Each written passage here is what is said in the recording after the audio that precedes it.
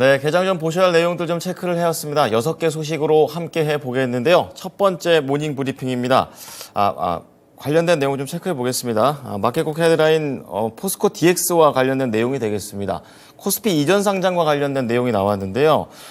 지금 한국거래소 유가증권시장본부는 코스닥 상장기업인 포스코 DX의 유가증권시장 이전 상장을 위한 예비 심사 신청서를 어제 접수했다고 밝혔습니다. 이 회사는 1989년도 11월에 설립이 돼서 건축, 엔지니어링 이쪽 일을 하고 있다가 이 포스코 그룹주가 2차 전지 쪽으로 방향을 틀게 되면서 이제 앞으로 스마트 팩토리라든지 공장 자동화 그리고 산업용 로봇 분야의 사업 기회가 늘고 있다라고 얘기가 나오고 있습니다. 지금 최대 주주는 포스코 홀딩스가 되겠고요. 이 회사의 65.38%의 지분을 가지고 있는데요. 앞서 포스코 DX는 지난 5일 임시 주총을 열고 코스닥 시장 조건부 상장 폐지 및 유가증권 시장 이전 상장 안건을 승인한 바 있습니다.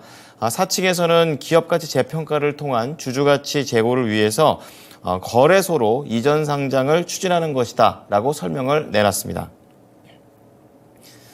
네, 다음은 이제 반도체 관련해서 단독 기사입니다. 그러니까 추가적인 내용들이 나오는지 확인을 좀 해보셔야겠는데요.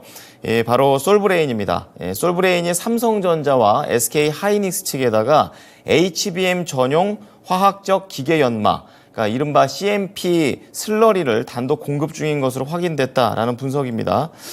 이 HBM용 슬러리의 독자 공급은 상당히 의미가 크다라고 쓰고 있는데요.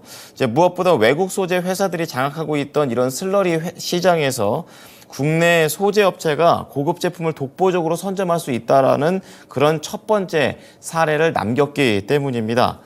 이 솔브레인이 진입한 구리를 평탄화하는 이 슬러리라는 것은요, 미국의 인테그리스 계열사인 캐봇과 일본의 히타치가 득세하고 있었기 때문에 세계적으로 한정된 공급사 수는 이 삼성전자와 SK 하이닉스 입장에서는 협상에서 불리한 그런 상황에 놓일 수밖에 없는데요. 이제 이것과 관련해서 업계 관계자는 통상 슬러리 같은 경우에는 외국 회사가 먼저 큰 이윤을 취득한 다음에 국내 업체가 갖는 구조였다라고 설명을 하면서 이번 솔브레인의 내용 자체는 기존의 공급망 체계가 크게 바뀔 수도 있다라고 기대를 내보였습니다.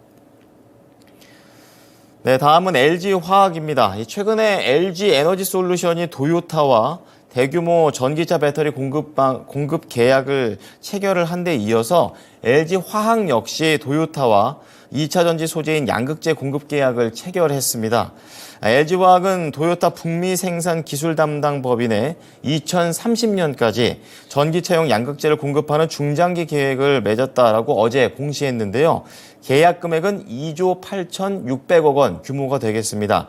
이제 돈으로 보면 잘 모르겠는데 업계에 따르면 이제 전기차 60만 대에서 70만 대까지 만들 수 있는 분량이라고 합니다. 이 도요타 전기차에서 이 LG화학의 양극재를 도입한 것은 처음 있는 사례이기 때문에 그 의미가 있고요. 이것의 배경이 되는 것은 도요타가 2030년까지 우리나라 돈으로 72조 원을 투입해서 전기차 30종과 자체 배터리를 생산하고 글로벌 시장에서 연간 350만 대를 판매하겠다는 전동화 계획을 발표한 바 있는데요. 이것과 관련된 구체적인 후속 조치입니다. 자, 다음 두 가지 소식은 증권회사와 관련된 내용들이 나와줬습니다. 우선 대신증권부터 시작할 텐데요. 어제 이 계열사로부터 4,800억 원 규모의 중간 배당을 받았다라고 밝혔습니다.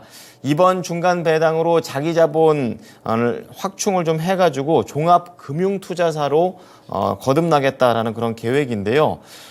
대신증권 측에서도 종투사가 되기 위한 자본 확충의 일환이다 이렇게 얘기를 하게 되면서 유상증자를 하게 되면은 기존 주주들의 지분 가치가 훼손되기 때문에 기존 주주의 지분 가치는 유지하면서 회사의 자본 총계를 확충하기 위해서 계열사 중간 배당을 선택하게 됐다라고 설명을 했고요.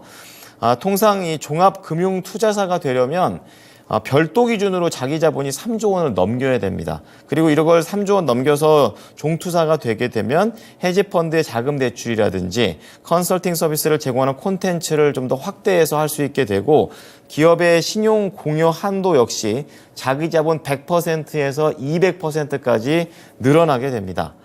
자, 이번 현금 배당으로 대신증권의 자기 자본은 지난 6월에 2조 1천억 원 수준에서 2조 6천억 원으로 늘어나게 됐고요. 배당 기준일은 20일로 나왔습니다.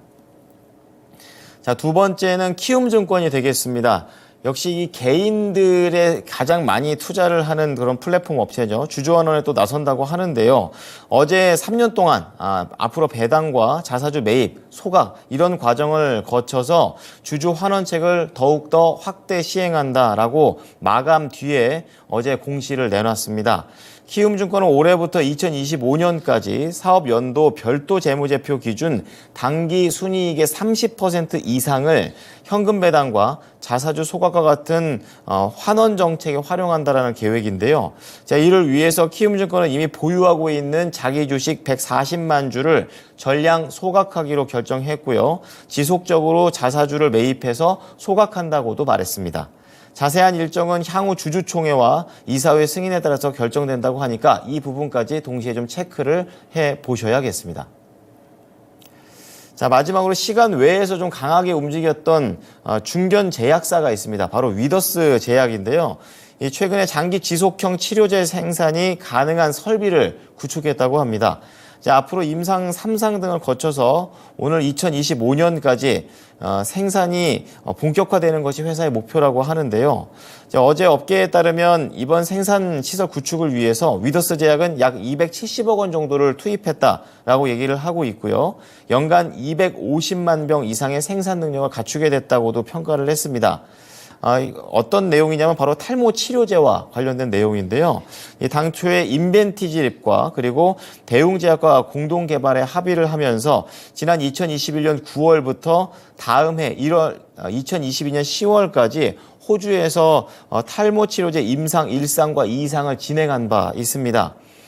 이것과 관련해서 위더스 제약은 생산을 맡고 인벤티지랩은 전임상과 임상 1상 그리고 제품 생산 지원 업무를 담당하고요. 대웅제약 같은 경우에는 임상 3상과 허가 그리고 판매를 진행하기로 지금 예정이 되어 있습니다.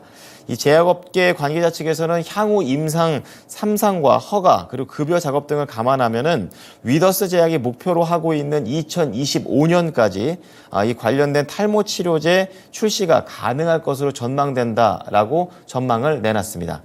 네, 지금까지 마켓콕 헤드라인이었습니다.